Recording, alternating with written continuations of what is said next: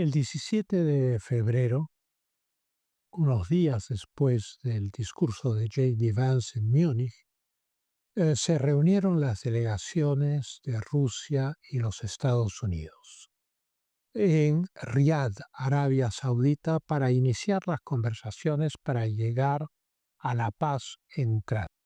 Zelensky, que debió haber asistido, canceló su viaje a Riad y se quejó diciendo que Ucrania no participaría de estas conversaciones. Se reunieron Marco Rubio, el secretario de Estado, los miembros de la delegación americana y Sergei Lavrov, el ministro de Relaciones Exteriores de Rusia, junto con su delegación, para conversar no solo de estos temas, sino de volver a poner en el nivel normal las relaciones diplomáticas entre los Estados Unidos de América y Rusia después de 4 años de incomunicación absoluta durante la administración Biden. Y también se expresó el deseo de mejorar las condiciones políticas y económicas de la relación entre los Estados Unidos de América y Rusia. Esto naturalmente produjo fuertes reacciones. El 12 de febrero ya Trump y Putin habían tenido esta larga y productiva, como ellos calificaron, conversación sobre energía, Ucrania, el Medio Oriente, la fortaleza del dólar, en fin, los grandes temas del espectro internacional. Después de esa conversación del 12 de febrero, Zelensky fue llamado por Trump. Esto es, conversó 1 hora con Zelensky Trump y le explicó lo que había conversado con Putin. Pero Trump no llamó a los jefes de Estado y Gobierno de Europa. Los dejó al margen. Pocos días después, Kellogg, uno de los miembros de la delegación negociadora en Riad, diría que Europa no participaría de ninguna manera del diálogo. Uno se pregunta por qué, y probablemente porque si se hicieran consultas previas al inicio de estas conversaciones con todos los gobiernos europeos, pues evidentemente serían consultas muy largas y complicadas, en primer lugar. Y en segundo lugar, es indiscutible que la administración Trump está decidida a que los Estados Unidos mantengan su rol hegemónico, como ya lo hicieron en América Central, en Panamá y con el presidente Petro en Colombia. Europa, indignada al ser excluida de estas conversaciones, dijo que exigían ser parte de las negociaciones. La exigencia europea fue ignorada. Esa reunión, que había terminado con el estado, digamos, de falta de comunicación absoluta entre Occidente y Rusia, ha sido criticada en el sentido de cómo es posible que se hable con un agresor, que es el presidente Putin respecto a Ucrania, o con un dictador, refiriéndose a su gobierno autoritario.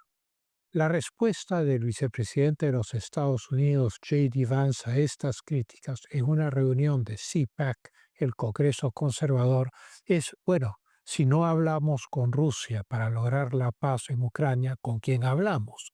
Lógico, es la parte involucrada en la guerra juntamente con Ucrania.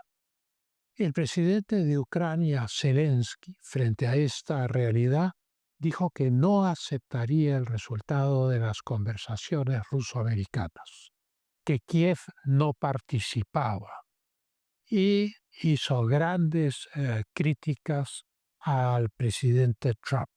El presidente Trump fue muy derogatorio con él después de estas críticas y dijo que era un dictador, puesto que debió haber convocado a elecciones el año pasado y no lo hizo, y que se escudaba en la emergencia del conflicto para mantenerse en el poder. También dijo que era un cómico de segunda categoría y que si no se apuraba perdería todo su país. Terrible discurso del presidente americano.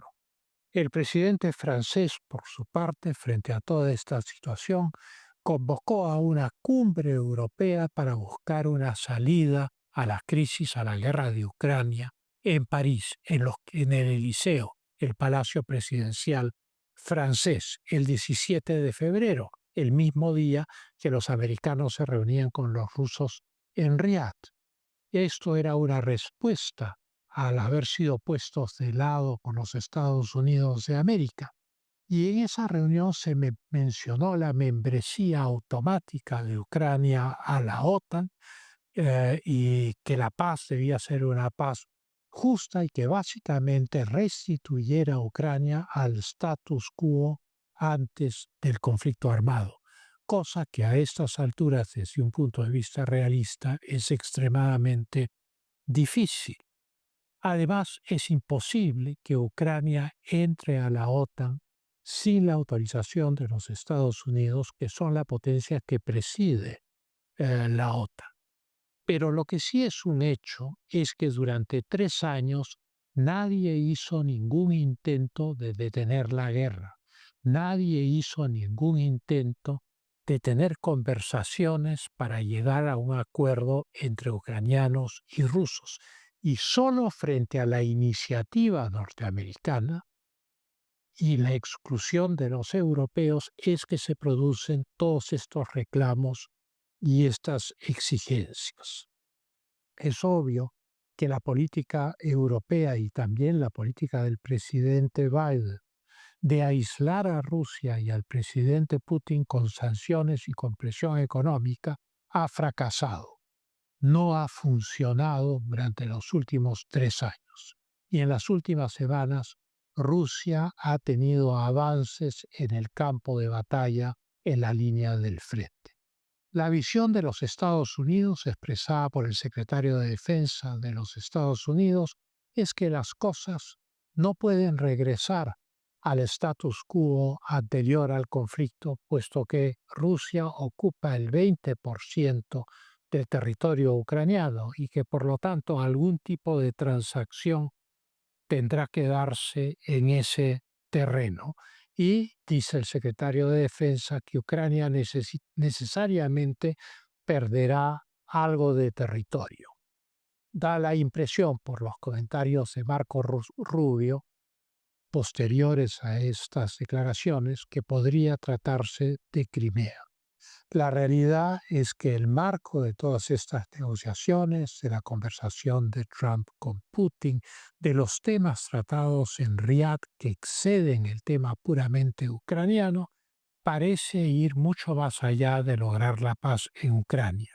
Lo que se está buscando, además de la paz en Ucrania, es una coexistencia pacífica con Rusia que revierta la situación actual en la cual Rusia y China están abrazados debido al absoluto repudio de Occidente a Rusia.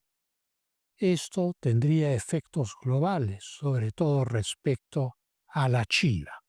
Hay quienes critican esta política diciendo que es antidemocrática, en fin, que es una política llevada a cabo con un Estado agresor, pero el hecho es que Nixon y Kissinger en 1973 hicieron eso mismo con Mao y con Zhou Enlai y alejaron a la China de su relación con la Unión Soviética.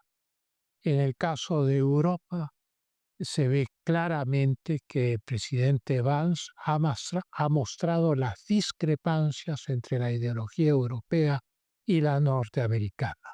Y ha dicho que los Estados Unidos están dispuestos a ayudar a Europa, pero que se requiere que sus sociedades sean afines con lo que se refiere al respeto a los resultados electorales y el respeto a las libertades religiosas y políticas en Europa. Volvemos en un instante con las conclusiones.